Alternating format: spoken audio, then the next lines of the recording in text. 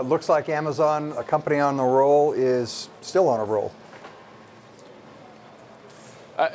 Dive into the numbers a little bit more. I mean, clearly the earnings significant beat, but the revenue was middle of the range that was guided for, and likewise the all-important AWS number wasn't a significant beat. Well, maybe it wasn't a significant beat, but it's still growing just at a monstrous rate, and they're the clear number one in one of the most attractive markets right now. Really, still early in the game, but hitting its stride. So. There's not a lot to really find fault with here. You could argue there's maybe not too many huge upside surprises, but come on, I think we've gotten a little bit spoiled now with Amazon. I don't know. John Fort can find fault in anything, John.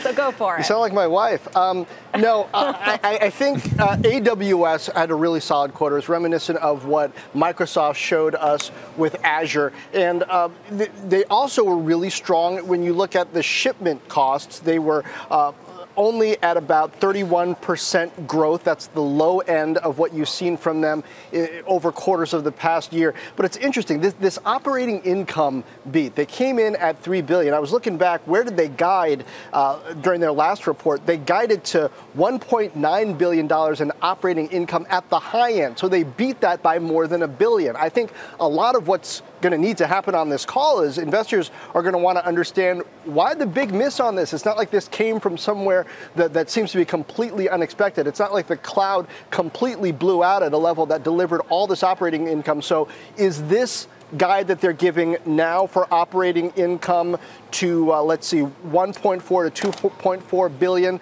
in the current quarter, is that going to be more accurate? Are they committing to delivering more profit consistently over time, or is this just they couldn't find anything to spend money on for a brief period? Mike, the call for Facebook was all important. Will the Amazon call be all important? And what are the key topics, like John just mentioned? I don't think it'll be all important in the sense of Amazon changing the whole trajectory of their future growth rates the way Facebook did, and essentially saying, expect compressed margins because of choices we're making, because that was what happened with Facebook.